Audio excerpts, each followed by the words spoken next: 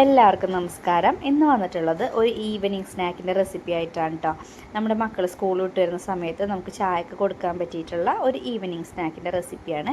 അതിന് വേണ്ടിയിട്ട് ഒരു ബൗൾ എടുത്ത് വെക്കണേ. ആ ബൗളിലേക്ക് നമുക്ക് കുറച്ച് കാര്യങ്ങൾ ചേർത്ത് കൊടുക്കാനുണ്ട്. ആ ബൗൾ എടുക്കുമ്പോൾ ശ്രദ്ധിക്കേണ്ടത് അതിൽ വെള്ളമൊന്നും പാടില്ല. നല്ലപോലെ ഡ്രൈ ആക്കി എടുത്ത ശേഷം ഒരു അര ഗ്ലാസ് ചൂട് പാൽ ഒഴിച്ചു കൊടുക്കുക. ചൂട് പാൽ അല്ലെങ്കിൽ ചൂട് വെള്ളമായാലും മതി. ചൂടെന്ന് പറയുമ്പോൾ ഒരുപാട് തിളച്ച വെള്ളം ആവരുത്. നമ്മുടെ ചൂടുവെള്ളം എന്ന് നമ്മൾ പറയില്ലേ, നമ്മുടെ കൈ വിരലിട്ടാൽ പൊള്ളാത്ത അത്രയും ചൂടുള്ള വെള്ളം. ഞാനിപ്പോൾ ചൂടാക്കിയപ്പോൾ കുറച്ച് ചൂട് കൂടിപ്പോയോണ്ട് ഞാനത് തണുപ്പിച്ച ശേഷമാണ് കേട്ടോ അതിലേക്ക് ബാക്കിയുള്ള കാര്യങ്ങൾ ചേർത്ത് കൊടുക്കുന്നത്.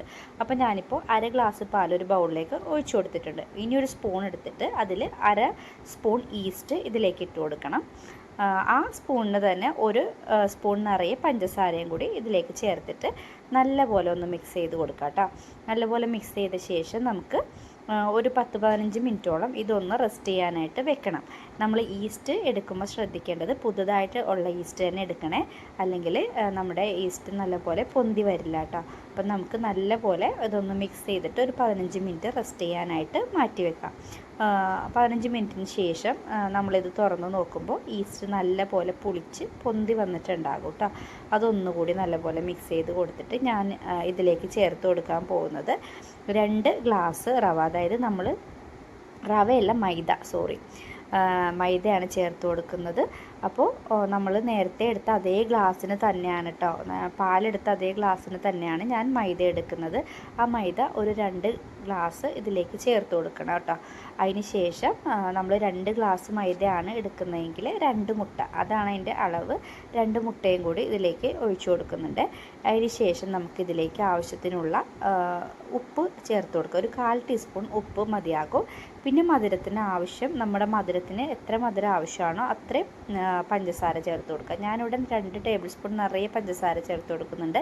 പക്ഷേ നിങ്ങൾ ചേർക്കുമ്പോൾ ഒരു 3-3.5 ടേബിൾ സ്പൂൺ വരെ ചേർത്താലും പ്രശ്നമൊന്നുമില്ല കേട്ടോ. കുറച്ച് മധുരം നല്ലതാണ് ഇതിന്. അപ്പോൾ ഞാൻ 2 ടേബിൾ സ്പൂൺ ചേർത്തപ്പോൾ എനിക്ക് കുറച്ച് മധുരം കുറവായിട്ടാണ് കേട്ടോ കിട്ടിയത്. അപ്പോൾ അതുകൊണ്ടാണ് ഞാൻ പറഞ്ഞത് ഒരു 3-3.5 ടേബിൾ സ്പൂൺ വരെ നമുക്ക് മധുരം ചേർത്ത് കൊടുക്കാം. ചേർത്ത് കൊടുത്തതിന് ശേഷം ആ ഗ്ലാസിൻ്റെ അളവിൽ തന്നെ 1/4 ഗ്ലാസ് സൺഫ്ലവർ ഓയിലും കൂടി ഇതിലേക്ക് ഒഴിച്ചു കൊടുക്കണേ. സൺഫ്ലവർ ഓയിലും കൂടി ഒഴിച്ചു കൊടുത്ത ശേഷം നമുക്ക് നല്ലപോലെ ഒന്ന് മിക്സ് ചെയ്തെടുക്കാം. മിക്സ് ചെയ്യുമ്പോൾ ശ്രദ്ധിക്കേണ്ട കാര്യം, നമുക്ക് ആദ്യം മുട്ട ഒഴിച്ചേക്കുന്നതുകൊണ്ട് പാലും ഉള്ളതുകൊണ്ട് തന്നെ ഈ മൈദ ഇതിൽ മിക്സായി വരുന്നുണ്ടോയെന്ന് നോക്കണം. ഇല്ലെങ്കിൽ മാത്രം നമുക്കിതിലേക്ക് ചെറു ചൂടുവെള്ളം ചേർത്ത് കൊടുത്താൽ മതിയാകും, അല്ലെങ്കിൽ ചെറു ചൂട് പാലോ ചേർത്ത് കൊടുത്താൽ മതിയാകും കേട്ടോ. ഇപ്പോൾ ഈ കൺസിസ്റ്റൻസിയിലാണ് കിട്ടിയിട്ടുള്ളത്. ഞാനിതിലേക്ക് ഒരു 1/4 സ്പൂണ് വെള്ളം കൂടി ആഡ് ചെയ്തിട്ടുണ്ട്. കാരണം നമുക്ക് ഇത്രയും കട്ടിക്കാണ് ഈ മാവ് വേണ്ടത്, ഒരുപാട് ലൂസാവാൻ പാടില്ല. അപ്പോൾ ഈ ഒരു കൺസിസ്റ്റൻസി നമ്മുടെ മാവിന് മതിയാകും. അപ്പോൾ ഞാനൊരു 1/4 സ്പൂൺ വെള്ളം കൂടി ഒഴിച്ചിട്ട് ഇത് നല്ലപോലെ ഒന്നുകൂടി മിക്സ് ചെയ്ത് കൊടുക്കുന്നുണ്ട്. നല്ലപോലെ ഒരു മിക്സിങ്ങും കൂടി നമ്മൾ ചെയ്ത ശേഷം ഇതൊരു 1 അവർ നമുക്ക് റെസ്റ്റ് ചെയ്യാനായിട്ട് മാറ്റി വെക്കണം. 1 മണിക്കൂർ കഴിയുമ്പോഴേക്കും നമ്മുടെ മാവ് നല്ലപോലെ പൊന്തി വന്നിട്ടുണ്ടാകും കേട്ടോ. ഇപ്പോൾ ഇത് നമ്മുടെ കേക്കിൻ്റെ ബാറ്ററൊക്കെ പോലെ ഇരിക്കും. നമ്മളിങ്ങനെ കോരി ഒഴിക്കുമ്പോൾ മടങ്ങി ഇങ്ങനെ വീഴും. ആ ഒരു കൺസിസ്റ്റൻസിയിലാണ് നമ്മൾ മാവ് എടുക്കേണ്ടത് കേട്ടോ. അതിന് ശേഷം ഞാൻ 1 മണിക്കൂർ കഴിഞ്ഞ് തുറന്ന് നോക്കിയപ്പോൾ നമ്മുടെ മാവ് ഡബിളായിട്ട് നല്ലപോലെ പൊന്തി വന്നിട്ടുണ്ട്. ഇതൊന്നുകൂടി മിക്സ് ചെയ്തിട്ട് നമുക്കിത് വേവിച്ചെടുക്കാനുള്ള ഒരു പാത്രത്തിലേക്ക് മാറ്റി കൊടുക്കാം. ഏതെങ്കിലും ഒരു പാത്രം, അത് നിങ്ങളുടെ കയ്യിലുള്ളത് ഏതും ആയിക്കോട്ടെ, ആ പാത്രം എടുക്കുക. ഇപ്പോൾ എൻ്റെ കയ്യിൽ കേക്ക് ടിന്നുണ്ട്, അതുകൊണ്ട് ഞാൻ കേക്ക് ടിന്നിലേക്ക് ഒഴിക്കാനാണ് പോകുന്നത്. അല്ലെങ്കിൽ സ്റ്റീലിൻ്റെ ഏതെങ്കിലും പാത്രത്തിലേക്ക് നിങ്ങൾ ഒഴിച്ചു കൊടുത്താൽ മതി. പാത്രത്തിൽ ഒഴിച്ചു കൊടുക്കുന്നതിന് മുമ്പ് അതൊന്ന് കുറച്ച് സൺഫ്ലവർ ഓയിലോ അല്ലെങ്കിൽ ബട്ടറോ എന്തെങ്കിലും വെച്ചിട്ട് ഒന്ന് എല്ലാ ഭാഗത്തേക്കും ഒന്ന് ആക്കി കൊടുക്കണേ. ഇത് നമ്മുടെ മാവ് അതിലൊട്ടിപ്പിടിക്കാണ്ടിരിക്കാൻ വേണ്ടിയാണ് കേട്ടോ.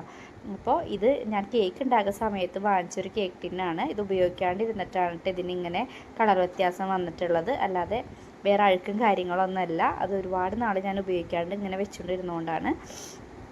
അതിന് ശേഷം നമുക്ക് ഈ ബാറ്റർ ഇതിലേക്ക് ഒഴിച്ചു കൊടുക്കണം. ഒഴിച്ചു കൊടുക്കുമ്പോൾ നമ്മൾ നല്ലപോലെ നമ്മുടെ ടാപ്പ് ചെയ്യണം. പാത്രം മാവ് ഒഴിച്ചതിന് ശേഷം നമ്മൾ ഒഴിച്ചു കൊടുക്കുന്ന പാത്രം നല്ലപോലെ ടാപ്പ് ചെയ്ത് അതിൻ്റെ എയർ ബബിൾസൊക്കെ കളഞ്ഞിട്ട് വേണം നമ്മളിത് ആവി കയറ്റിയെടുക്കാനായിട്ട്. നമ്മളിത് ബേക്ക് ചെയ്യണമൊന്നുമില്ല. നമ്മൾ സാധാ വീട്ടിലുള്ള ഏതെങ്കിലും ഒരു പാത്രത്തിൽ കുറച്ച് വെള്ളം വെച്ചിട്ട് അതിൻ്റെ മുകളിൽ ഈ പാത്രം ഇരിക്കത്തക്ക രീതിയിലാണ് നമ്മൾ ചെയ്യുന്നത്.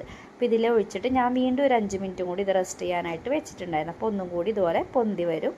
അതിന് ശേഷം നമുക്കിതിൻ്റെ മുകളിൽ നമുക്ക് ഇഷ്ടമുള്ള നട്ട്സ് വെച്ചിട്ട് ഡെക്കറേറ്റ് ചെയ്യാം കേട്ടോ. അപ്പോൾ എൻ്റെ കയ്യിൽ ഉണക്കമുന്തിരി ഉണ്ടായിരുന്നതുകൊണ്ട് ഞാൻ ഉണക്കമുന്തിരി വെച്ചു. അല്ലെങ്കിൽ നിങ്ങളുടെ കയ്യിൽ കാഷ്യൂസോ ബദാമോ എന്തായിക്കോട്ടെ, എന്തായാലും ഇതിൻ്റെ മുകളിൽ ഇങ്ങനെ വെച്ച് കൊടുക്കുക.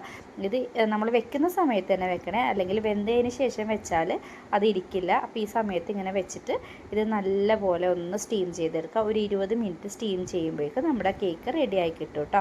അപ്പോൾ എല്ലാവരും ഇതൊന്ന് ട്രൈ ചെയ്ത് നോക്കിയിട്ട് നിങ്ങളുടെ ഫീഡ്ബാക്ക് അറിയിക്കുക കേട്ടോ. കേക്കെന്നോ ബ്രെഡെന്നോ എന്ത് വേണമെങ്കിലും പറയാം. ചായയുടെ ഒപ്പമൊക്കെ കഴിക്കാൻ പറ്റിയിട്ടുള്ള അടിപൊളി സ്നാക്കാണ്. ഇപ്പോൾ തൊട്ട് നോക്കുമ്പോൾ നിങ്ങൾക്ക് മനസ്സിലാവുള്ളൂ, നല്ല സോഫ്റ്റാണ്, നല്ല പഞ്ഞി പോലെ ഇരിക്കുന്ന ഒരു കേക്കാണ്. അപ്പോൾ എല്ലാവരും ട്രൈ ചെയ്ത് നോക്കിയിട്ട് ഫീഡ്ബാക്ക് അറിയിക്കണേ. അതേപോലെ നമ്മുടെ ചാനൽ ആദ്യമായിട്ട് കാണുന്നവരാണെങ്കിൽ ഒന്ന് സബ്സ്ക്രൈബ് ചെയ്തേക്കണേ. നമ്മുടെ വീഡിയോ ഇഷ്ടപ്പെടുന്നുണ്ടെങ്കിൽ മറ്റുള്ളവർക്ക് കൂടി ഷെയർ ചെയ്ത് കൊടുക്കാനായിട്ട് മറക്കല്ലേ കേട്ടോ. അപ്പോൾ അടുത്ത വീഡിയോയിൽ കാണും വരെ